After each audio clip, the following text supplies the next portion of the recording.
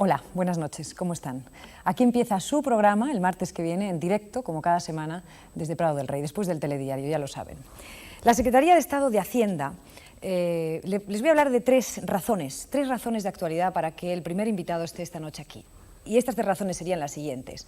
La Secretaría de Estado de Hacienda ha enviado a 14 millones de españoles la nueva tarjeta de identificación fiscal, el NIF. Muchos de ustedes seguramente la habrán recibido ya. Esa sería una. Ustedes saben también, lo saben perfectamente, que en los próximos días, primeros días de la semana que viene, empiezan ya la entrega de las nuevas declaraciones de renta. Y también el Ministerio de Hacienda pone en marcha, como siempre, su campaña para recordarnos a los españoles nuestras obligaciones fiscales. La tercera razón, por decirlo así, sería esa nueva ley del IRPF que se está elaborando, que se está estudiando en ese mismo Ministerio de Hacienda. Tres razones, pues, de actualidad para tener esta noche en nuestro programa al Secretario de Estado de Hacienda. Buenas noches, señor Borrell. Buenas noches. Antes que nada, felicidades, porque he leído que es su cumpleaños. Es mi cumpleaños. 43 años, 43 tacos, iba a decir, ha cumplido usted. Estoy muy contento. Tiene el pelo muy gris, debe ser que lo pasa muy mal ahí usted en ese lugar. No, mal no, pero la edad ya se sabe. Pues no es nada, 43 años, señor Borrell, no me diga. Uno más que el año pasado. Usted sabe que sigue siendo el malo de la película, ¿no? Sigue siendo el malo de la película y, si le parece, vamos a empezar con algunas acusaciones, ya no, o sea, a su departamento y quizá muy concretadas en usted. ¿De acuerdo? Como usted quiera, pero depende de la película, ¿no? Bueno, depende de la película, depende de usted. Depende de no es el malo de la película dependiendo de qué película se Claro, trate. vamos a ver cuál es la película que vemos esta noche, aparte de la de Hitchcock después. NIF, lo que yo decía, 14 millones de españoles han recibido el NIF. Hay gente que dice es una medida innecesaria, que controla, que complica la vida. Defiéndase. El NIF no es nada más que el carnet de identidad con una letra mayúscula. Solo son los números del carnet de identidad seguidos de una letra del alfabeto. Y esta letra sirve para detectar errores en los carnets de identidad. Cuando dicen que es innecesario y que está usted haciendo un estado, consiguiendo que esto parezca un estado policial, ¿le duele? Me duele porque refleja o una cierta ignorancia o una mayor mala fe. En este país hay 150 millones de cuentas corrientes bancarias, de las cuales no sabemos de quién son más de 3 millones. ¿Por qué? Porque hay errores en los carnets de identidad. La única forma de corregir estos errores es conseguir que algo nos avise que hay un error. Y este algo es esta letra. Y no es ningún misterio. Es simplemente que, como a cada número le corresponde una letra, si alguien se equivoca en su número, no sabrá qué letra le corresponde y, por lo tanto, el ordenador nos avisará que hay un error. Estamos en manos de los ordenadores, pues sin una ley ni siquiera que nos... No estamos en manos de los ordenadores. La información, cuando es muy voluminosa, hay que tratarla con ordenadores. Pero las leyes establecen claramente que esa información solamente puede ser utilizada para los fines del control tributario que las propias leyes han establecido. Por lo tanto, no hay ningún problema, ni nadie debe sentirse amenazado por su respeto a la intimidad. Sí, lo que ocurre, señor Borrell, es que da la casualidad de que hay mucha gente que se va de su ministerio, que se van a empresas privadas, dándose la paradoja, sí, incluso de que esas personas que han sido pagadas por nosotros, por los españoles, con nuestros impuestos, resulta que esas personas van luego a enseñar a la empresa privada cómo pagar menos, que eso es una cosa que realmente es muy impresionante. Esas personas, yo no digo que lo haga nadie, pero perfectamente puede ocurrir que, como han tenido acceso a esos datos, los utilicen. Nadie tiene acceso a los datos de nadie, sino de una forma muy reglamentada, muy controlada y muy organizada. Para tener acceso en los ordenadores de Hacienda a los datos de un contribuyente, hay que estar debidamente autorizado para ello. Y en cuanto a lo que usted dice, sí, es cierto, muchos, demasiados funcionarios se van del Ministerio de Hacienda a trabajar en el sector privado. Y eso son las reglas del mercado, les pagan más.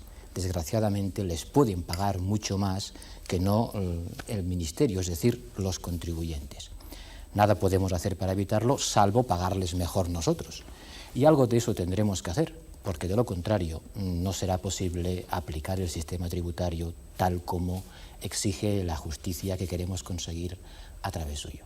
Dígame una cosa, ¿a usted le han tentado? No sé si quizá por la imagen que tiene de malísimo se hayan atrevido, a lo mejor ni se han atrevido, pero ¿le han tentado con dinero para irse al sector privado?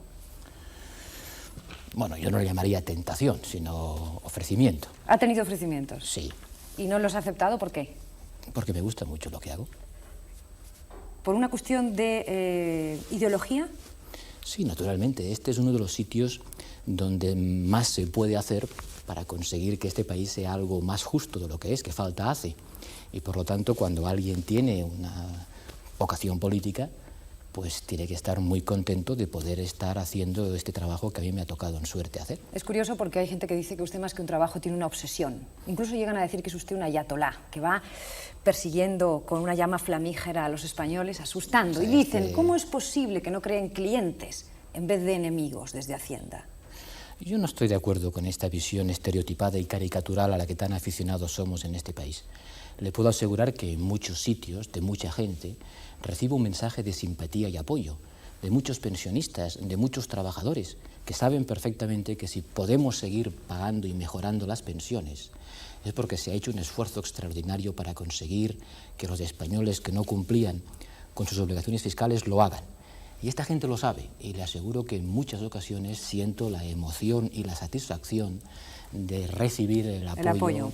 Que reflejan. Ahora resulta que no han terminado de devolver el dinero de la declaración anterior y ya están de nuevo con la declaración encima de la mesa. Casi hemos terminado. Pero no han terminado, señor Borrell. En algunos casos como consecuencia de que la declaración del año pasado se hizo con 6 meses de retraso. Claro, porque los tribunales, una tras otra, les están a ustedes poniendo serios problemas y quizá por eso tienen ustedes que reformar la ley. No, perdón, la ley que han declarado inconstitucional es de 1978.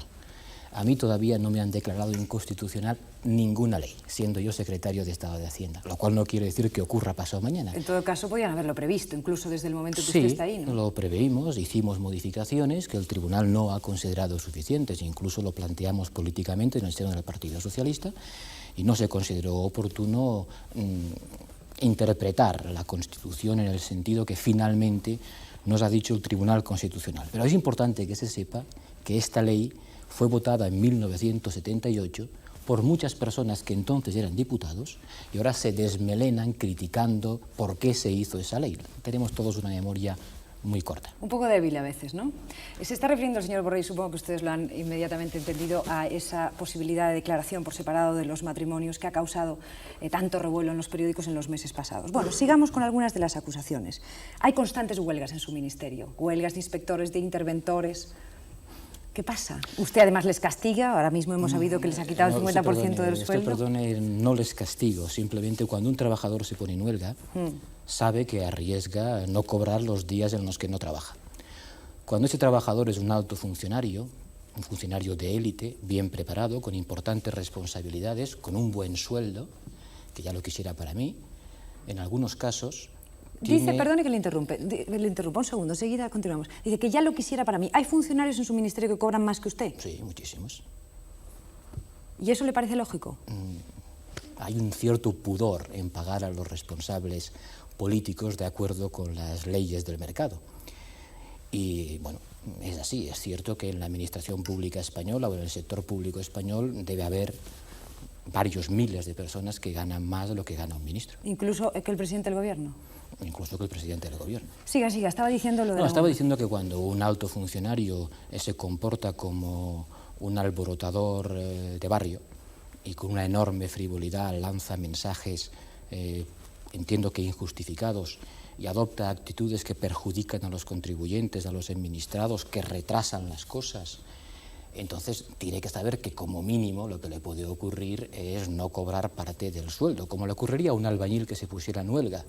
Y me ha parecido que era imprescindible que estos funcionarios, que han demostrado un escasísimo sentido del Estado, reciban como menos la sanción pecuniaria económica que recibiría el botones de un hotel si hiciera algo parecido. Pasa que si han demostrado una poquísima responsabilidad de Estado, ¿me quiere usted decir qué hacen de funcionarios con un cargo de tanta responsabilidad? Bueno, algunos con más y otros con menos responsabilidad. Mi impresión particular es de que han demostrado con su actitud un escasísimo sentido del ejercicio de la responsabilidad pública que debe tener una persona que tiene la formación y la capacidad que tienen ellos. Mire, hablábamos antes de la reforma de la ley del IRPF. Esa reforma que están en este momento elaborando, consultas, ya sabemos que ustedes están en consultas. Esa reforma, decía yo, se hace quizá porque tenemos a la vuelta de la esquina el 93 y de hecho en ese momento la situación en España va a ser otra. En parte es por eso. Claro, porque el movimiento de capitales, etcétera. Lo que se trata por todos los medios es de que el dinero no salga huyendo de España y quizá en este momento momento las condiciones harían que ese dinero saliera hacia afuera. Que no salga de España no es el problema. O que no venga. El problema es que no venga y el problema es que salga para evadir sus impuestos. El gran riesgo del 93 es que no convirtamos la Europa del mercado único en la Europa del fraude. Hay un país, que es Luxemburgo, que se niega a dar información sobre los capitales invertidos en ese país. Y por lo tanto, eso es un enorme riesgo de amparar el fraude de todos los países de Europa. Ese es el riesgo que hay que combatir. Pero, por ejemplo, en el tema de las plusvalías, y las rentas del capital, ¿qué van a hacer ustedes? ¿Van a seguir las recomendaciones del Fondo Monetario Internacional, precisamente publicadas hoy en la prensa, de manera que las pongan, que las hagan más acordes con lo que hay en Europa? Mire, Europa no se sabe muy bien qué es desde el punto de vista fiscal. En este país hay un cierto papanatismo europeo y entonces se dice de Europa según convenga a quienes usan ese nombre para justificar muchas cosas diferentes. No existe un modelo europeo de tributación del capital, porque los 12 países europeos son radicalmente distintos entre sí en los sistemas que tienen. Lo que existe es la posibilidad de que los residentes de un país europeo pongan su capital en el país vecino para escapar al control fiscal de su propio país. Es decir, que todos tengamos nuestros ahorros al otro lado de la frontera de nuestro país. De lo que se trata es de evadir como sea. Ese es el riesgo. Entonces, cuando dicen, no, es que la Europa del 93, mire, si usted está dispuesto a cumplir con sus obligaciones fiscales, la Europa del 93 y la Europa de hoy, no hay gran diferencia. El problema es que en el 93 será más fácil defraudar que hoy. Y el capital se mueve a la velocidad de la luz, con una tecla de ordenador, de un sitio al otro del mundo, instantáneamente. Y eso le hace más difícil de ser controlado que no la nómina de un trabajador, que como mucho puede viajar a la velocidad del sonido, cogiendo un avión, y eso le hace más fácilmente controlable.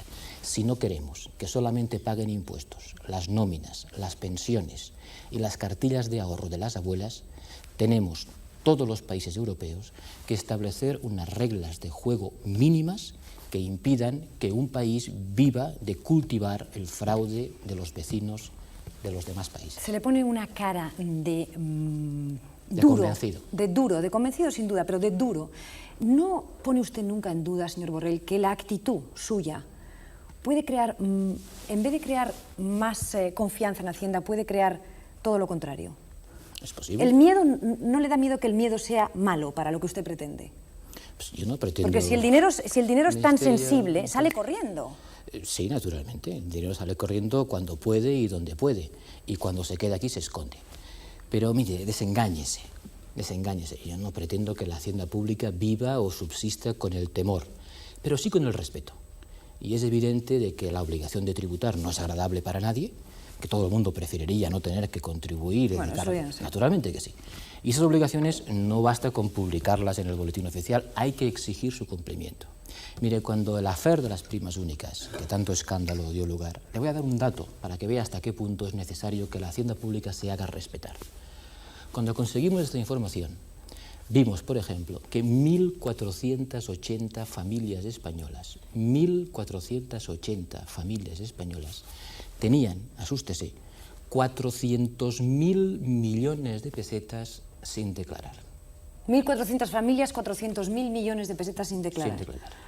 Y algunas de ellas, las pobrecitas, con más de 300 millones cada una, se permitían el lujo de presentar declaraciones solicitando devolución. ¿Se le pone una cara de asco, señor Borrell? Se le pone una cara de una cierta tristeza, porque la sociedad española no ha reaccionado con suficiente indignación delante de este. Y no se pregunta usted por qué, porque mucha gente dice, ¿por qué han esperado a hinchar el cerdo para matarlo cuando estaba bien gordo con las primas únicas? ¿Por qué no han evitado, sabían ellos perfectamente que eso se estaba haciendo? ¿Por qué no lo han parado antes? Nosotros empezamos a pedir información cuando nos dimos cuenta de que allí había un problema. Pero esto es un Estado de Derecho y no podemos tener más información que aquella que los tribunales dicen que podemos tener de acuerdo con la ley.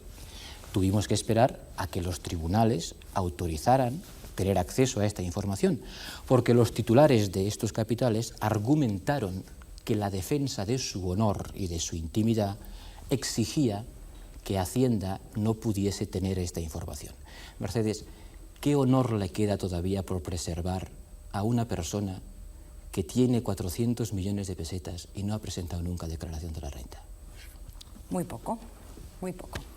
Vamos a hablar del fraude. Vamos a basarnos en una frase que ha dicho el señor Borrell, son palabras suyas, cuando usted dice España está metida en el fraude hasta las orejas. Pero esto vamos a hablarlo inmediatamente después de la publicidad que ahora viene. Hasta ahora mismo.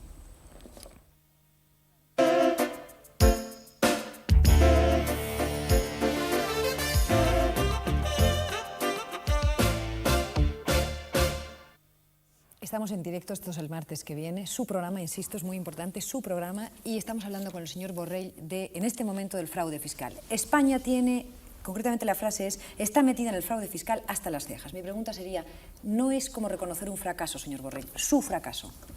Usted perdone, yo soy el bombero que apaga el fuego, o que intenta apagar el fuego, pero no soy el responsable del fuego. Y si todo el mundo le echa leña a ese fuego todos los días, es muy difícil que se pueda apagar. Dígame, ¿a usted no le han preguntado nunca con IVA o sin IVA? Sí. ¿Ha usted intentado comprar un piso? ¿No ¿Y a usted no le han preguntado nunca con IVA y sin IVA? Me lo han preguntado hasta a mí, en mi propia casa, ¿no? ¿Usted ha intentado comprar un piso? ¿No le han dicho cuánto en negro o cuánto en blanco? Las cifras que le estoy dando ahora, 3 billones, 3 millones de millones en estos famosos inventos financieros. Estoy diciendo lo que todo el mundo sabe. Y quizá lo que me pasa es que no tengo la lengua de trapo y digo las cosas que todo el mundo sabe que ocurren, pero que hace falta que se digan. Denunciarlas es el primer paso para intentar corregirlas. Lo que pasa es que hay gente que dice el Estado es el primer colaborador de todo eso, con los pagarés del Tesoro. El primer colaborador de la existencia del dinero negro. No, yo creo que no es una colaboración, sino una penalización. En un momento determinado se cogió prisionero, por así decirlo, a una enorme cantidad de patrimonios en situación irregular, que lo estaban, porque la banca española tardó 5 años en aceptar, dar la información necesaria para efectuar ese control, y ese dinero está pagando un montón de impuestos, está pagando un 56% de impuestos. Ya quisiera yo que todo el dinero negro pagara tanto como este. Con respecto a la Hacienda Vasca, con quien también tiene usted un importante contencioso en este momento con los pagarés forales, mi pregunta sería, ¿se han excedido en la utilización de ese convenio, es decir, el famoso concierto económico, y estamos ante un auténtico escándalo financiero? Yo creo que sí. ¿Tiene usted una mosca que le está...? Quizá más grave, tengo una mosca atrás de la oreja en materia de pagarés forales, que es a lo que usted se refiere, pero el contencioso no lo tengo yo, Mercedes, lo tiene usted. Lo tienen nuestros invitados de hoy, un señor de Granollers y otro de Badajoz, es decir, los españoles que no residimos en el País Vasco, que estamos pagando más impuestos de lo que nos corresponde, porque estos pagarés forales en la práctica funcionan como un coste, un impuesto adicional que usted quiere, que como consecuencia de lo que entendemos que es un abuso del concierto y de la autonomía financiera de la que goza el País Vasco, repercute negativamente sobre la hacienda del Estado, sobre la hacienda de los demás españoles. Hay que encontrar una solución a este problema porque sin duda alguna el País Vasco está generando, las diputaciones forales vascas, están generando un mecanismo de cultivo en la parcería, por así decirlo, del dinero negro del resto del territorio español, que entendemos que va más allá de lo que el concierto les permite hacer. Señor Borrell, ¿con qué fuerza moral puede usted luchar contra el dinero? Digo, usted, que es un político, diputado, miembro del PSOE. ¿Con Gracias qué fuerza... por recordar que soy un político, porque normalmente la gente se dirige a mí como un funcionario.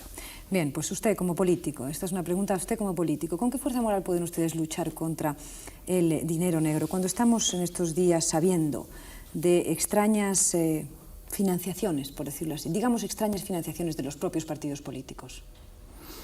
Si estas situaciones se han producido, y para eso están los jueces y la Inspección de Hacienda en su caso para detectarlas y corregirlas, habrá que llegar hasta el final y exigir las responsabilidades necesarias en todos los partidos donde casos como estos se hayan podido producir. Está usted, encuentro, cuidando mucho sus palabras. Me extraña en usted. No, estoy diciendo exactamente... ¿Se escandalizaría de que eso fuera así? ¿Usted llegaría a decir tiro la toalla si esto fuera así? No, exigiría responsabilidades. Quiero decir, no hay que tirar nunca la toalla en estos temas. Lo que hay que hacer es tener la posibilidad de mecanismos correctores de estas situaciones, que no son tampoco el pan nuestro de cada día, ni una situación generalizada y endémica de la vida política española.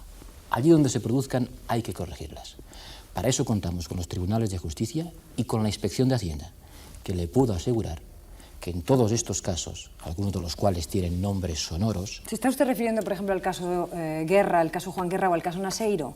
Pues que son los casos que están en este momento sobre la mesa. Sí, ¿por qué no? Puede tener usted la absoluta seguridad que en el caso de Juan Guerra, ya que lo cita, no tengo ningún problema en referirme a él, la Inspección de Hacienda va a hacer lo que tiene que hacer. Y tiene que hacer dos cosas. Primero, no contarle a nadie lo que hace, porque el derecho a la intimidad del señor Juan Guerra es tan derecho suyo como de cualquier otro contribuyente. Efectivamente. Y por lo tanto no vamos a poder explicarle nunca a nadie lo que sepamos sobre la situación patrimonial de este ciudadano. Y la segunda cosa que tenemos que hacer es analizar a fondo cuán real es el problema. Es decir, ¿se ha enriquecido el señor Juan Guerra? ¿Ha pagado sus impuestos? ¿Este enriquecimiento corresponde a actividades legales o no? Y le aseguro que en este caso, como en el caso de cualquier otro ciudadano, la Administración tributaria hará lo que tiene que hacer, es decir, llegar hasta el final de los procedimientos de inspección y control que la ley pone en su mano. Señor Borrell, usted es socialista, hijo de un panadero. Trato de serlo. Hijo de un panadero de Lérida y sigue siendo socialista. Yo sé que es una pregunta que es dificilísima de contestar en dos palabras, pero ¿qué es hoy el socialismo? O sea, porque parece que está todo como cambiante. ¿Qué es el socialismo para usted todavía? ¿Por qué sigue siendo lo que hasta ahora ha sido? Y en 2 o 3 segundos, ¿no? En 2 o 3 minutos. Las cosas importantes en la vida se pueden contar con 3 palabras a veces. Para mí, el socialismo es, lo dije creo un día, es una pasión por la igualdad. El socialismo es creer que es necesario limitar democráticamente el poder del dinero sobre el hombre y que es necesario igualmente limitar democráticamente el poder del hombre sobre la naturaleza. El socialismo es hacer nuestros deberes de hoy los derechos de los que vendrán mañana. Y socialismo es no reivindicar el derecho a enriquecerse. ¿Tiene algo eso que ver con las acusaciones que estamos escuchando contra su partido, precisamente? Dicen que ustedes han hecho que adoremos el becerro de oro, que han hecho del dinero algo muy importante en la sociedad española. ¿Asume esa crítica? Nosotros no, pero toda la sociedad española ha entrado en un camino que hay que corregir, de excesiva apetencia por el consumo material, de excesiva importancia al bienestar material, de excesivo individualismo. Un socialista es alguien modesto. ¿Están ustedes gobernando, señor Borrell? Sí, ya lo sé, pero los gobiernos no hacen la sociedad. Como mucho intentan organizar la vida social, pero no pueden hacer muchas cosas más. Un socialista, como le decía, es alguien limitado, modesto. Vivimos en un mundo de recursos limitados. El que consume de más puede ser a costa de otro que consuma menos. ¿Va a ser usted ministro? ¿Me lo pregunta a mí? ¿Sabe algo? Si lo supiera no se lo diría, pero le aseguro que es algo que no me quita el sueño a mí, ni creo que le quite el sueño a nadie. Dígame si le haría ilusión. ¿Por qué no? ¿Es cierto que cambió la letra de la Internacional Socialista? Se refiere a una broma. Un día, hablando con amigos, recordé que la Internacional dice agrupémonos todos en la lucha final, que ya no hay lucha final, que la historia sigue y sigue y sigue y que nunca llegaremos a la utopía comunista, afortunadamente, y que quizá habría que cambiar la letra para adaptarla a los tiempos, diciendo que agrupémonos todos en la lucha fiscal. Dios mío, más de uno se va a rasgar las vestiduras, pero en todo caso a usted siempre le quedará la montaña, ¿no? Por supuesto. Gracias, señor Borrell. Muchas gracias, Mercedes. Gracias por haber venido. Hoy nuestra tira animada, nuestros dibujos del siglo que viene, esa entrevista en el futuro, se celebra dentro de 28 años y nuestro invitado habla en verso y levita. Véanlo.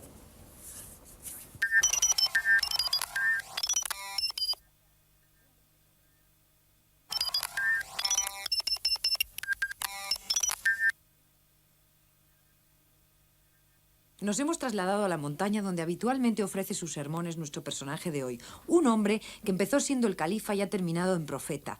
Buenas noches, Julio Anguita. Hare Anguita, Hare Hare, Rama Anguita, Rama Hare. En verdad te digo, mi querida Merceditas, que el mejor de los partidos sigue siendo Izquierda Unida. Hare Anguita, Hare Hare, Rama Anguita, Rama Hare. No te me teme que con esta nueva imagen sus adversarios le van a dar muchos palos? Alfonso Guerra, por poner un ejemplo. Españolito que vienes al mundo, te guarde Dios. O bien Juan o Alfonso Guerra, han del arte el corazón. Aleluya. ¿Es cierto que su plan inmediato es la conversión de todos los trabajadores del mundo? Nuestro nuevo sindicato, que es Confesiones Obreras, evangeliza abogados y hasta las clases mineras. Amén. Usted sí, muy santo, pero es capaz de pactar con el diablo. Felipe no hila fino, el PSOE no tiene salida. Yo, hija, soy el camino, la verdad y también la vida. Y aunque Curiel se me vaya y se arrugue Gorbachov, yo igual te pacto con Fraga que con Suárez o Puyol. Palabra de Anguita.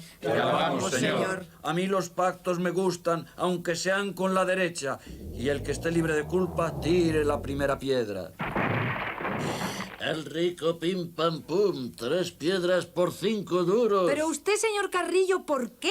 La política es muy pilla. Me la conozco al dedillo. Si me dan en la mejilla, yo les devuelvo el carrillo. Y con este inesperado incidente despedimos esta entrevista. Les esperamos el martes que viene con... Ya veremos. Buenas noches. El señor Anguita levitando y Santiago Carrillo en el pim pam pum. ¿Ustedes creen que estaremos así en el siglo que viene? No creo. Miren, mañana miércoles es nuestro siguiente tema. Mañana miércoles ocurrirá un hecho importante, no sé, serán protagonistas de un hecho político internacionalmente importante, Daniel Ortega y Violeta Chamorro. Ese hecho será la transmisión del poder en Nicaragua después de las elecciones. Nos acompaña esta noche un sevillano de 37 años, licenciado en Derecho, que conoce muy bien Nicaragua porque ha vivido allí en los últimos años de su vida. Y él, podríamos decir, que representa a muchos centenares de españoles cooperantes, gentes que han querido ayudar a ese y a otros países de América Latina y se han ido hacia allá con una extraordinaria generosidad y una solidaridad muchas veces difíciles de comprender para los que vivimos aquí. Buenas noches. Buenas noches. Buenas noches, Aurelio Tejera. Y no sé, esa representación supongo que le gusta, la representación de los distintos cooperantes, los centenares de españoles que han estado en América Latina. La asumo con tremendo orgullo. Hace años ya que usted se fue. 7 ahora. Bueno, ¿por qué se fue cuando tenía por delante una carrera importante como abogado? Seguramente hubiera podido ponerse aquí un bufete, ganar dinero. ¿Por qué se marchó a Nicaragua? Bueno, realmente lo puse. Me fui porque pensé que allí podía ser más útil que aquí. Y además porque llevaba ya, cuando me fui, bastantes años trabajando para una causa que consideré tremendamente justa en todo su contexto, que fue el sandinismo, ¿no? Y he trabajado en favor de una causa en la que creía y sigo creyendo. ¿Haciendo qué? ¿Cuál era su trabajo? Trabajé primero en la reforma agraria y luego, sobre todo, el tema donde he colaborado y aprendido, porque me gusta, es el tema municipal de la administración local en Nicaragua. La reforma agraria fue uno de los logros de la revolución. ¿Se siente padre, en cierto modo, de eso? Padre en absoluto. Me siento una hormiguita más que ayudó a que se materializara esa reforma agraria, porque tuve la gran fortuna de trabajar precisamente en el año donde la reforma agraria se llevó a la práctica, en el 83. Todo eso en medio de tensiones y seguramente cerca de la guerra. ¿Vivió y trabajó cerca de los lugares donde se estaba, no sé, estaba ocurriendo la guerra? Sí, yo trabajaba en Matagalpa y Jinotega, que fue la segunda región elegida para la guerra de agresión, y trabajé dentro de la guerra. Afortunadamente nunca tuve que usar el fusil que tenía que usar como el bolígrafo, pero trabajé dentro de la guerra. Habrá vivido en condiciones verdaderamente difíciles y probablemente difíciles de que lo entendamos desde aquí, porque ese es otro de los temas. Entendemos desde Europa, desde nuestra sabiduría y nuestro conocimiento de la democracia, lo que allá está ocurriendo. Creo que no. Creo que desde Europa pecamos de prepotencia bien entendida y mal entendida, en el sentido de extrapolar nuestros criterios, nuestro punto de vista y nuestra realidad al análisis de unas realidades que son tremendamente diferentes. ¿Qué significa para usted esta mosca? Nos va a dar la noche. ¿Qué significa para usted? Además es gordísima. Sí, moscón. Sí. Le quería decir, hablaba yo en la presentación del acto de mañana, ese acto político. ¿Qué significa eso para usted? Para mí significa la victoria de una guerra injusta e inmoral, y no porque sea mi opinión, sino muchas veces olvidamos lo que queremos olvidar.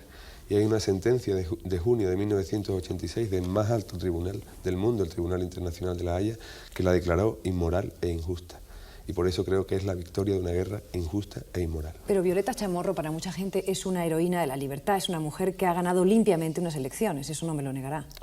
Yo no niego que Violeta haya ganado unas elecciones, porque hubo unas elecciones libres y observadas, pero me parece mucho más, que tuvo mucha más parte en esa victoria la guerra que Violeta Chamorro. Es decir, el hambre, el hambre ¿Y el miedo la a la guerra han ganado las elecciones en Nicaragua para usted? Sí, el mensaje para el votante era claro. Me votas a mí, seguirás con la guerra, seguirás con dificultades económicas, vota a una coalición de partidos, tendrás ayuda norteamericana, tendrás bienestar económico y acabaremos la guerra. Creo que no van a ser verdades ninguna de las dos cosas. ¿Llegarán los dólares americanos ahora, después de todo eso? Bueno, después de todo eso y unas pérdidas para Nicaragua que se calculan en 17.000 millones de dólares, hay una gran discusión en el Congreso para aprobar 300 millones de ayuda. Creo que eso dice todo, ¿no? El sandinismo para muchos ha traicionado la revolución. ¿Quiere usted defender en este sentido? Porque usted se debe de sentir cercano, muy cercano, porque se ha estado allí en momentos de en años difíciles, incluso habrá asumido lo que es esa ideología. Exactamente. Y como tal, ¿quiere defenderse? Claro que sí. Yo creo que el sandinismo no ha traicionado a nada. La revolución no es la revolución que se sueña, sino la revolución que se puede hacer. Y creo que el sandinismo ha hecho siempre la revolución posible, que creo que es la única de la cual se puede hablar. Nunca hay traición a nada si se hace todo lo posible por conseguirlo. La verdad es que parece difícil pensar que una persona que ha dedicado 7 años de su vida a algo que... Perdone con esto, porque además me estoy despistando y llega un momento que ya no sé ni de lo que estamos hablando. Perdonen ustedes, por favor, lo siento. Estaba diciendo que desde España, antes hablábamos de que desde España quizá podamos comprender poco todo eso, pero hay una pregunta muy concreta. Usted es cooperante, hay muchos cientos de españoles cooperando. ¿La relación de España con esos países es la justa o estamos hablando por hablar? ¿Esa cooperación es real? La cooperación es real y no es real. No se pueden hacer afirmaciones contundentes en ese sentido. Pero yo creo que mucho de lo que llamamos cooperación es simplemente apertura de mercado. Ajá. Yo creo que la cooperación no puede ser muy verdad cuando ni siquiera aquí se ha dado nunca jamás un debate parlamentario sobre la cooperación. Es decir, no puede haber una cooperación eficaz si la sociedad no cree en la cooperación. Y la sociedad española no se le ha sabido todavía llevar el mensaje de lo que debe ser la cooperación con el tercer mundo, mal llamado tercer mundo, porque yo creo que es quinto o sexto por la diferencia que hay con el primero, ¿no? Hipocresía y más hipocresía, supongo, ¿no? No creo que sea solo un problema de hipocresía, ¿no? Es un problema mucho más profundo que ese, ¿no? Creo que es un problema de escala de valores y también un problema de información. Creo que la información internacional sobre estos países se lleva todavía, y perdonen los amigos periodistas, ¿verdad?, con bastante frivolidad en ese sentido, ¿no? Hay muchos periodistas, y repito las excusas, que llegan 3 días, ¿verdad?, y escriben 7 artículos, ¿no? Y en cambio gente que lleva allí viviendo toda su vida no tiene derecho a hablar en estos medios. Ya. ¿Usted quiere decir algo de la situación en este momento en Nicaragua? Que le he oído antes protestar por la información que se estaba dando, incluso por televisión, probablemente con toda la mejor intención del mundo, pero por su parte no estaba muy de acuerdo en cómo se estaba explicando lo que estaba ocurriendo con el ejército sandinista por una parte y con la contra por otro. Sí, yo veía una información concretamente en televisión donde se sigue insistiendo en hablar en ejército sandinista y en la contrarrevolución, como si fueran dos partes en conflicto únicamente, ¿no? Y el ejército sandinista no es el ejército sandinista, es el ejército popular sandinista que está en una constitución democráticamente aprobada por un parlamento que nació de unas elecciones democráticas en 1984. Entonces hay un solo ejército constitucional en ese país, que es el Ejército Popular Sandinista, y luego hay una fuerza irregular, armada, financiada, construida, pagada durante 8 años por la mayor potencia financiera y económica de este mundo, que se llama Contrarrevolución o Resistencia Nicaragüense. Pero no hay dos bandos. Entonces, si la información sigue haciendo aparecer dos bandos, mal estamos ayudando a solucionar el problema en Nicaragua. ¿Va a haber violencia en este momento? ¿Usted va a volver, por cierto? Sí, vuelvo por allá pronto. ¿No tiene miedo de que en este momento se renueve la violencia otra vez? Afortunadamente el miedo ya lo perdí hace rato. Pero sí tengo gran miedo por la sociedad nicaragüense, porque ya hubo indicios incluso de nacimiento de escuadrones de la muerte. Y ya conocemos lo que es esa dinámica en otros países en América Latina. A pesar de que estamos viendo unas fotografías muy impresionantes de Daniel Ortega y Violeta Chamorro, dándose un abrazo, incluso besándose, dando la impresión de que son dos amigos que se están intercambiando el poder. A pesar de eso... Tanto Violeta como Daniel quieren lo mejor para el país, quieren construir Nicaragua, pero hay otros sectores que quieren seguir destruyendo. ¿Podrá Violeta? Creo que no podrá, lamentablemente. ¿Por? Creo que no podrá porque si la contrarrevolución sigue existiendo es porque hay determinadas personas, agencias y países que quieren que siga existiendo. El sandinismo, no se puede olvidar, obtuvo el 41% de las elecciones. No está derrotado, está vivo. Y a los Estados Unidos, desgraciadamente, no le basta con eso. Quieren destruir el sandinismo totalmente y van a seguir intentándolo. ¿Por qué está, ya lo ha dicho porque ha ido, pero por qué sigue tan firmes son sus creencias? Tan firme es todo lo que he visto y eso me hace tener mucha firmeza. ¿Por qué? Díganos algo para contagiarnos esa firmeza. Bueno, Porque tiene que ser muy impresionante, porque siempre que uno habla con alguien que llega de América Latina, porque ha ido allí para trabajar, siempre acaba prácticamente convencido de que aquí estamos en otro mundo, que estamos equivocados, que no nos enteramos, ¿no? Sí, no es equivocación, ¿no? Este es mi mundo también, pero aquel es también mi mundo, ¿no? Y yo creo que mi convicción o mi percepción de aquella realidad es de la vivencia, lo mismo que usted puede estar muy segura de lo que aquí está viviendo y opinar con mucha seguridad. Entonces yo opino por lo que he visto, y lo que he visto es un país dramáticamente agredido durante todos estos años. ¿Pobre? Pobre, masacrado continuamente, masacrado. ¿Animaría a estudiantes, chicos, chicas jóvenes españoles, que en este momento a lo mejor no saben que pueden tener una salida profesional yéndose a esos países, a que hicieran lo que usted ha hecho? En este momento yo no animaría a nadie, animaría por prudencia y por responsabilidad a una observación durante 2 o 3 meses de lo que ocurre en Nicaragua. En la Nicaragua sandinista yo animaría a muchos jóvenes a vivir esa realidad. Se harían más justos y serían más equitativos en sus opiniones. ¿Nunca ha tenido tentaciones de decir, no hay otro camino que la violencia? Nunca. Jamás. Siempre ha sido contrario a la violencia. He sido contrario a la violencia. ¿Y piensa que ese camino es la única, es decir, el diálogo y la paz es la única salida de la injusticia también? A veces no. A veces la violencia es desgraciadamente necesaria. La historia la ha demostrado muchas veces. Ahora, una vez, siempre que hay violencia hay un agresor y un agredido. Y en este caso Nicaragua ha sido la agredida y el sandinismo ha sido el agredido. Y hay que separar muy claramente quiénes son los agresores y quiénes son los agredidos. Y en eso no nos podemos confundir nunca. Gracias, Aurelio. Gracias. Buen viaje de vuelta, creo que es lo menos que podemos desear, y gracias por ese trabajo a usted y a todos los españoles que han hecho algo como lo que usted ha hecho. En su nombre lo recibo. Muchas gracias. Gracias. Vamos a, ya que Aurelio es sevillano, vamos a irnos a escuchar algo de Sevilla, para ustedes y para él.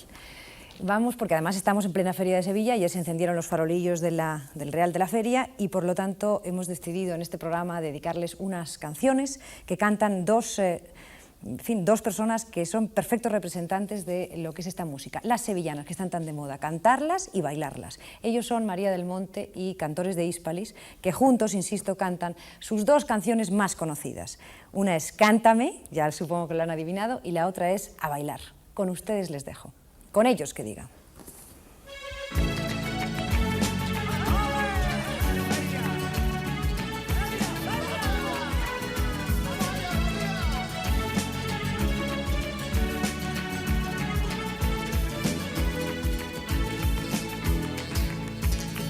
De peregrina y me cogiste de la mano,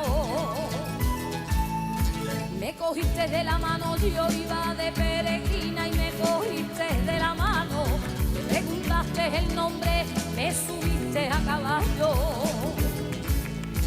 Te subiste a caballo, fuimos contando las flores que salen nuevas en mayo, y me di cuenta enseguida que yo estaba enamorado. Cántame, me dijiste cántame, cántame por el camino, y agarrado a tu cintura te canté a la sombra de los pinos. A bailar, a bailar y a bailar, alegre sevillana, todo el mundo a bailar, a bailar, a bailar y a bailar. Ven conmigo a bailar, la feria se ilumina con tu belleza. Baila, bajo un manto de luces, tu gracia reluce, baila sevillana. La noche en tu pelo, misterioso velo de una raza antigua gitana. Baila, rejones de salero, lances de toreros, son de cascabeles. Cristales encendidos y el oro fundido donde el vino fino se bebe. ¡Ole! La noche está embrujada, niña enamorada, sola Andalucía. ¡Que viva la alegría de mi gente y de mi pueblo! ¡Vamos a bailar!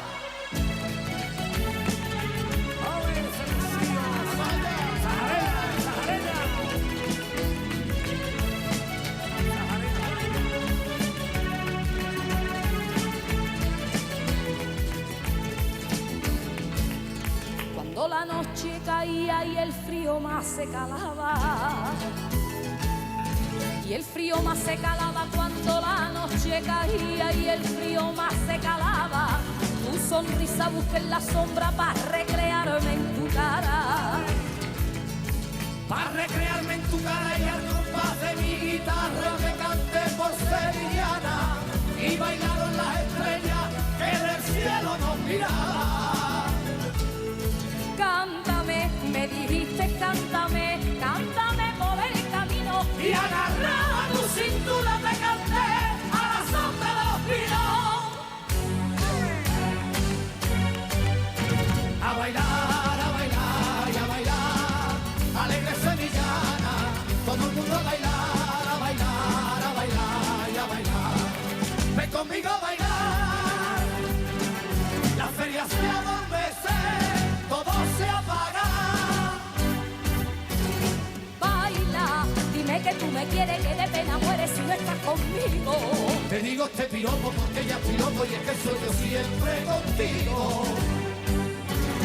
Baila, derrama tu salero por todo el arbero de la feria mía. Y que digan tus manos a la gloria, vamos llevando la gracia prendida.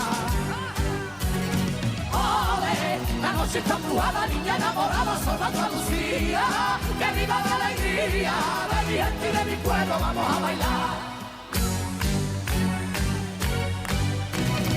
Felicidades por quien estuviera en Sevilla, ¿no les parece?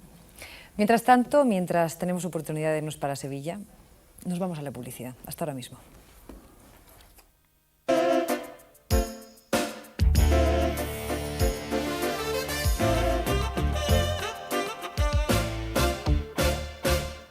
Vamos con la última entrevista de esta noche. El escritor catalán Terenci Moix, que tiene 48 años en este momento, está de enhorabuena, está publicando sus memorias, unas memorias que se titulan El peso de la paja. En el prólogo de esas memorias, el académico Pere Gimferrer ha dicho que son unas memorias que, dice, es una obra insólita por su coraje. Y la verdad es que es así, es así. Yo las he leído y es impresionante la dureza, la valentía que en esas, la desnudez, por decirlo así, que no es habitual y que seguramente a muchos de ustedes les escandalizará o por lo menos les chocará. Pero lo que también hay que decir que en ese mismo prólogo, Gimferrer dice, no solo es eso, cuidado, en este libro triunfa la literatura. Buenas noches, Terenci. Buenas noches, Mercedes. Creo que estas dos definiciones de Gimferrer son muy bonitas para ti. Coraje y triunfo de la literatura, no se puede pedir más. Generosas y que agradezco por un hombre, viniendo de un hombre de la extraordinaria valía de Pedro. Dime una cosa, ¿has perdido completamente la vergüenza, la poca que te quedaba? He perdido el miedo a las grandes palabras que dicen los franceses y he asumido que finalmente los escritores somos hombres sobre la tierra, que es una carrera bastante más dura que la de ser escritor. ¿No has puesto límites a tu desnudez? Sí, un único límite. El único límite es que yo me he planteado mis memorias como una obra literaria, no como una obra de escándalo, y que a mí puede no darme vergüenza hablar de ciertas cosas, pero ciertas personas que han compartido mi vida pueden en estos momentos tener una vida que yo pudiera comprometer. ¿Quieres decir que no das nombres? He cambiado nombres. Yeah. No en el caso de Pasolini, porque era un hombre que había asumido su vida, sus contradicciones, su sexualidad, pero yo he conocido gente que yo sé que podría perjudicarles el hecho de... Y entonces pues he cambiado los nombres porque creo que yo no tengo derecho, contra lo que hoy se lleva, creo que no tengo derecho a fastidiar la vida a nadie, excepto a un par de personas que ya llegarán. Llegarán más tarde, porque son 4 los tomos de estas memorias. Sí. Estamos en el 1, son 4. Hablabas de Pasolini. Tú viviste una historia con Pasolini y ya has llegado a decir que te hizo sufrir mucho. Pasolini, el director, ya recuerdan que fue el director de cine italiano que fue asesinado. ¿Que te hizo sufrir mucho? ¿Por qué? Pues me hizo sufrir mucho porque cuando yo tenía 26 años y todavía hoy a los 48, para mucha gente yo soy el niño. El nen, ¿no? Lo era en Roma, o sea, mi maravilloso amigo y maestro Rafael Alberti, pues en los poemas me trataban de niño insensato. Pasolini me exigía un comportamiento de adulto y una cosa muy dura, y fue un enfrentamiento de fuerzas, ¿no? ¿Qué te decía? Recuerdo que en las memorias hay una frase muy graciosa, que repítemela. Me decía, bueno, decía simplemente que yo no servía para la cama, lo cual tú he asumido ahora, y entonces digo, no sirvo para la cama, pero sirvo para contar a la gente lo que eran las pirámides de Egipto, y otros que lo disfruten, ¿no? Pero te decía que tenías, ¿cómo era? Una filmoteca entre piernas, o una pinacoteca según el caso. Es increíble, tú no tienes sexo entre las piernas, solo te cuelga una filmoteca. ¿No te ofendiste mucho? No, me quedé perplejo, pensé que tenía que rectificar mi vida y abordar la vida con mayor realismo, pero pensé que finalmente una filmoteca pues no estaba tan mal. Al menos para ti, que eres un hombre que toda tu vida te has dedicado al Tampoco cine. tenía una cosa tan extraordinaria entre piernas, o sea que está bien tener una filmoteca y luego una pinacoteca y luego una biblioteca, ¿por qué no? Sobre todo digo para un hombre como tú, que has vivido por y para el cine. ¿Es cierto que estuviste a punto de nacer en un cine? Pues sí, mis padres estaban en el cine ahora viendo Luz de Gas, y entonces a mi madre le empezaron a dar y yo nací. El año en que nació el rey de España, o sea, y además nací vestido, que como Alejandro Magno, ¿no? Con otra piel encima de la mía, o sea, que todo está muy bien, ¿no? Ibas todos los y días Noche al de cine. Reyes. Ibas al cine muchísimo. Sí. Ibas al cine más que nadie. Más que nadie en el mundo, yo creo, solo habremos ido al cine yo y algunos acomodadores. Te lo digo porque ibas al cine de pequeño, te llevaban al cine pequeño, prácticamente. Claro, nosotros teníamos una tienda, entonces dejaban esos entrañables anuncios y una lechería teníamos, ¿no? Una granja. Entonces había que aprovechar esas entradas y me llevaban cada tarde a ver esos maravillosos programas dobles, algunos de los cuales terminaban con varietés, con rumberas de pacotilla, esas cosas entrañables de aquella época en que éramos tan ingenuos, ¿no? Estarás preocupado con Liz Taylor en este momento y muy triste Mucho, por Greta porque Garbo. yo he crecido con Liz Taylor. Y no, Greta Garbo es otra historia, es una esfinge que está por allí, pero Liz Taylor sí, porque he crecido con ella, claro. Y yo agradezco mucho a esa gente. Yo fui un niño muy solitario y un adolescente patéticamente solitario. Y yo solo tenía a Liz Taylor en la pantalla, ¿no? Hablas de tu familia en el libro de una forma que no es habitual. Incluso dices, que es algo que han resaltado otros compañeros míos periodistas, que tu padre os llevaba a ti y a tus hermanos a una casa de prostitución. Sí. Cuando tenías 6 años. Sí.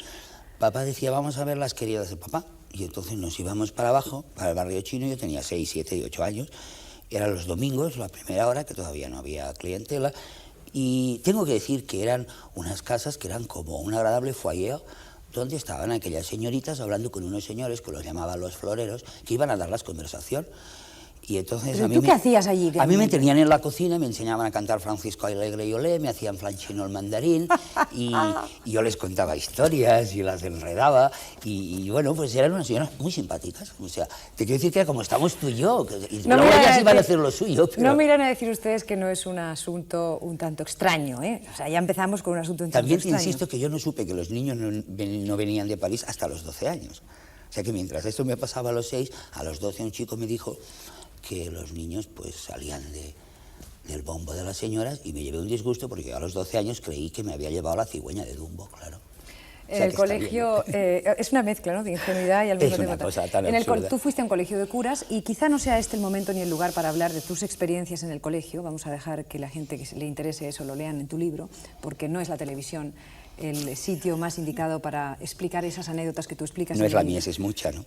Ya, pero en todo caso lo que sí es importante es lo que te marca tu sexualidad y te marca tu formación, ese paso por el colegio, ¿cierto? Me marca la formación, me marca una cosa muy... O sea, yo había sido el niño más mimado de toda la historia del mimo universal, o sea, yo salía a la calle y salía a la calle entera a ver cómo yo pasaba. Y entonces me vestía, iba con la manzanita para la maestra como Pinocho, en catalán Pinochet, Pinochito es Pinochet, o sea que llamaban, ya sale el Pinochet, fíjate tú en el año 40 y tantos. Era mimado por todas las mujeres, por todos. Pero claro, en el colegio de niños yo me encontré con que yo tenía que luchar con unas armas de las que yo no disponía. Yo disponía de la ternura, era un niño muy sobón, el niño más lamiculos que te puedas imaginar, lo conseguía todo. Claro, me encontré que allí no, y tenía que luchar con unas armas, y entonces fui el niño más solo que haya existido jamás. Y Ferrer dice que aparte de ti, que eres la persona más importante, por supuesto, de tus memorias, está tu madre. Lo es. Y tú has reconocido que lloraste escribiendo sobre tu madre, cuando además tu madre estaba de cuerpo presente en ese momento, mientras tú estabas escribiendo ese capítulo. Había muerto tu madre. Faltaban 4 horas para la incineración, y yo tenía que escribir unos reproches. Y yo pensé que ese era el momento adecuado porque yo creo que el escritor y la vida en un momento tienen que fundirse y yo tenía que aprovechar ese momento. ¿Qué le dijiste a tu madre en esos reproches? La cagaste, mamaita. ¿Por qué? Porque sí, porque también lo digo en otro lugar del libro, me criaron como un monstruo del amor. Quisiera que me hubieran querido menos y me hubieran educado mejor, lo digo siempre. Tu madre... No me educaron para vivir un mundo real, Mercedes, me educaron para vivir un mundo falso. Luego lo que pasa es que yo soy más fuerte que todo el corcho que tienes tú aquí, y me lo tuve que montar, pero a mí no me educaron para la vida, me la tuve que montar yo la vida.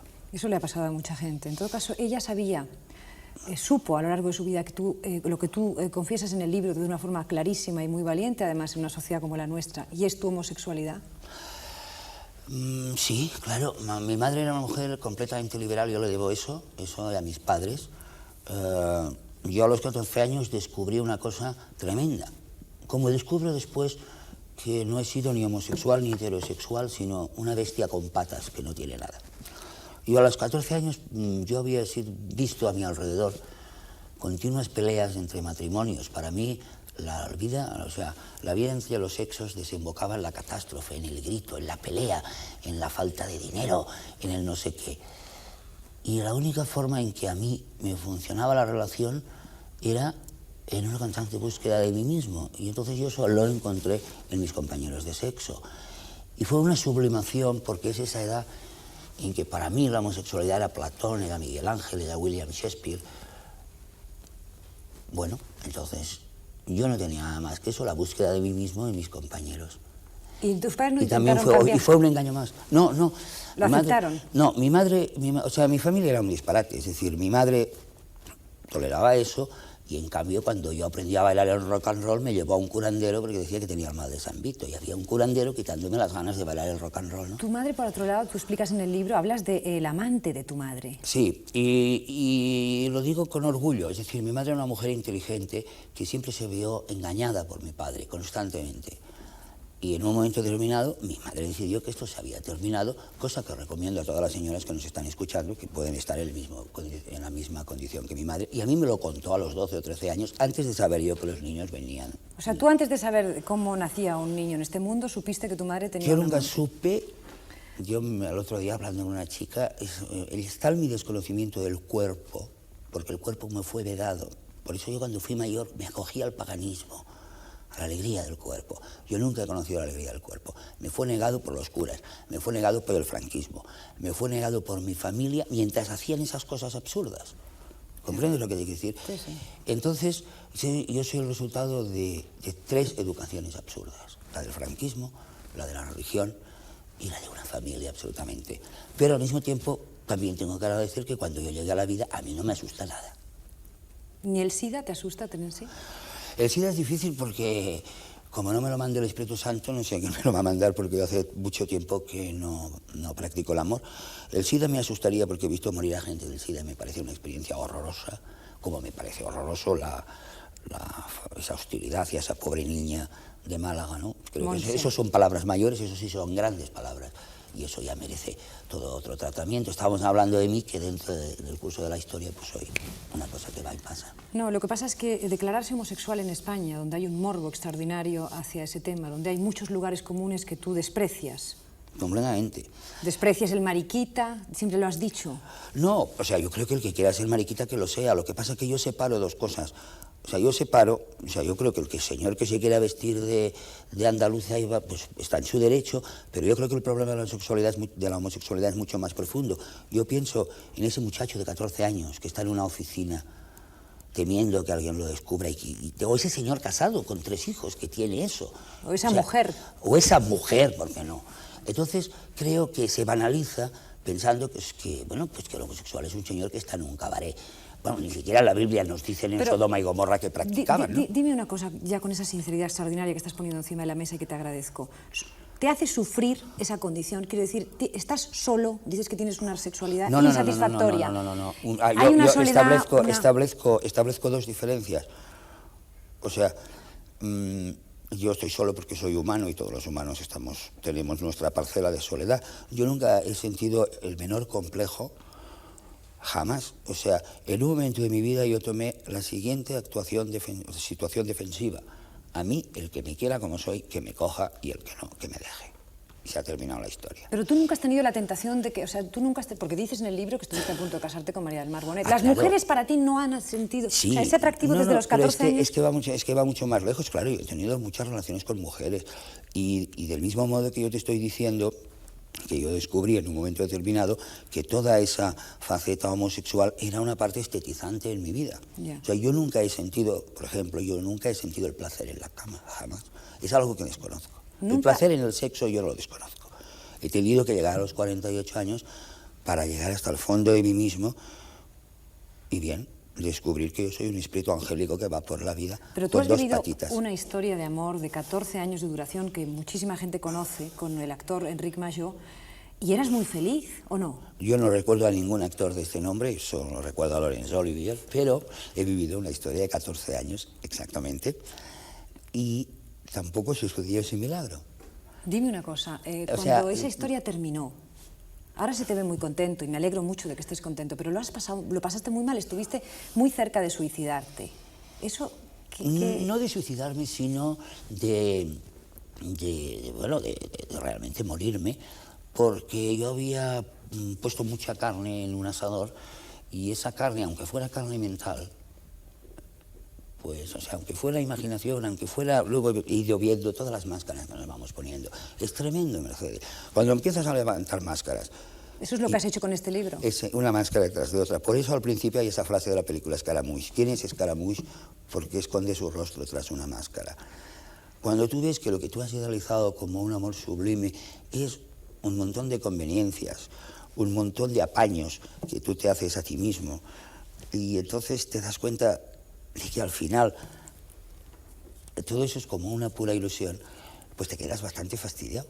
Yo he escrito el libro para llegar a la conclusión de que toda mi vida ha sido una extraña reflexión en un espejo y que yo la vida ni la he tocado. Que tú la vida ni la has tocado. Ni la he tocado. Mercedes. ¿Tú sabes la cantidad de gente que estará diciendo, un hombre que es como tú, aficionado, escritor, aficionado a la literatura, gran conocedor de la literatura clásica, de la literatura del 19, del 20... Eso no es vida, eso son fotocopias de la vida. La vida real, Mercedes. Cogerte a ti y decir, tú me gustas mucho y me gustas. No la he tocado, porque tú me gustas cuando te veo en la pantalla. En el momento en que tú empieces a despeinarte el maquillaje, a despeinarte. Sí. Tú necesitas el disfraz. Necesito el Tú disfraz. necesitas, como has dicho en broma alguna vez, que te has reído muchas veces de ti mismo y eso es el signo de máxima salud. A mí necesito la me fantasía. gusta ¿cómo es? El tío vestido de romano con faldita corta. Hasta que me di cuenta que lo que me gustaba era vestirme yo de romano. Ya. Y entonces yo, lo terrible de llegar a este libro es que yo siempre he tenido fotocopias de la vida.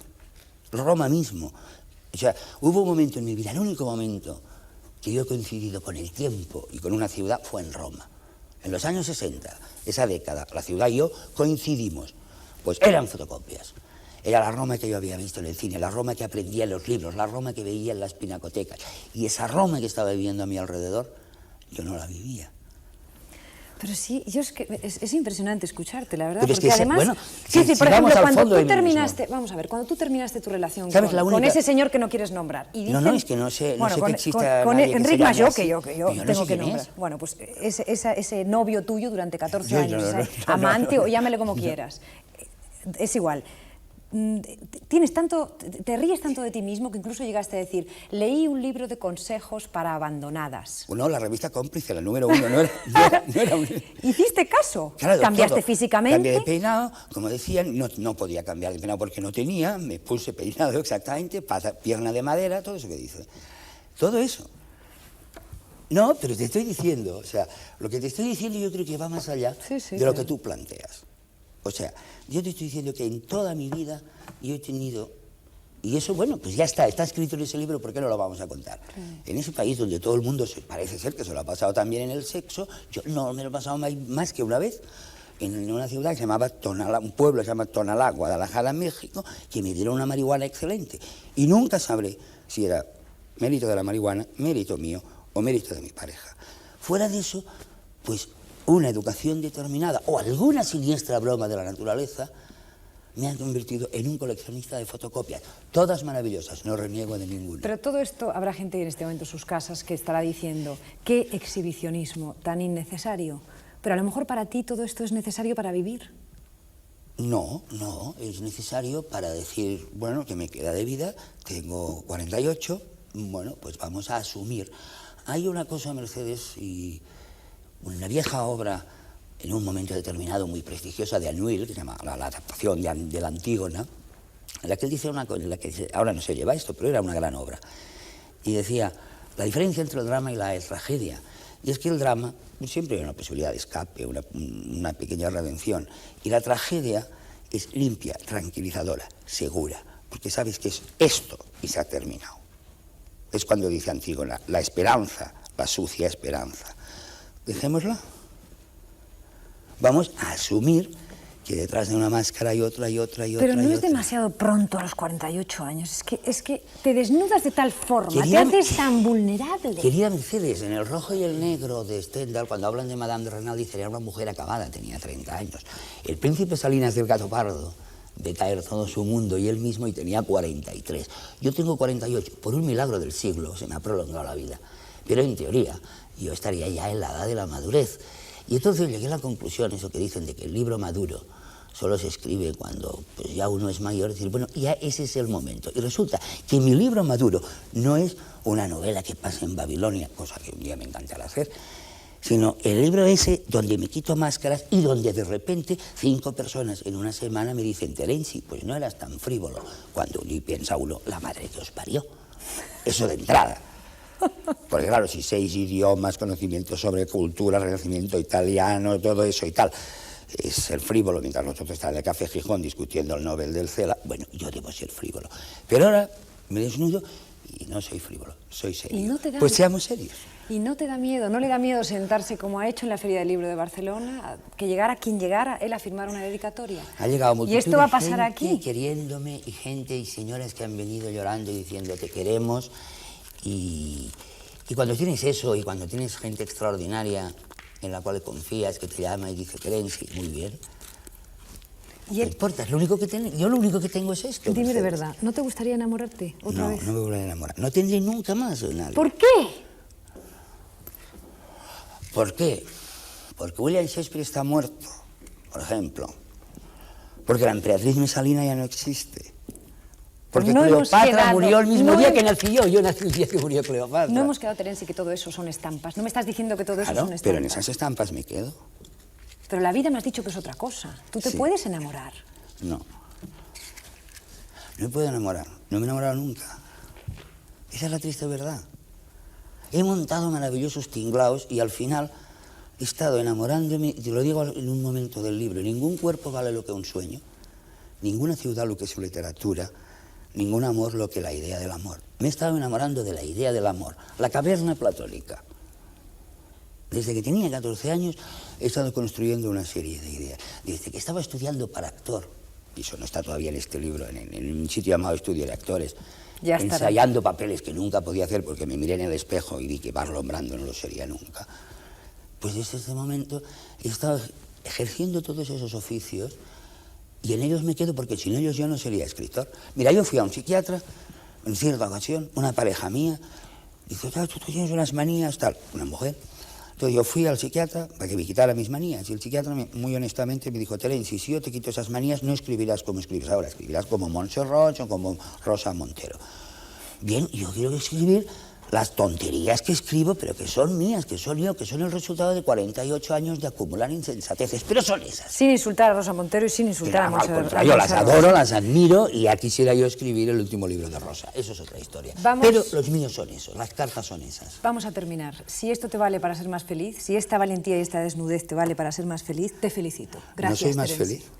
feliz? Sí, yo creo que sí. No, Sí, siempre sí. que ha venido la felicidad no me he enterado. Le he dado con la puerta a las narices. Eso sí también te sirve, no está mal. Pues a ver si aprendes. En todo caso, gracias por tu sinceridad, Gracias de a verdad. ti. Estoy segura de que ustedes valoran esta sinceridad. Si no, sería demasiado triste. En todo caso, ustedes saben que tienen con este programa, con su programa, insisto, una cita el martes de la semana que viene. Y por favor, no nos olviden, porque nosotros sin ustedes no somos nada. Buenas noches.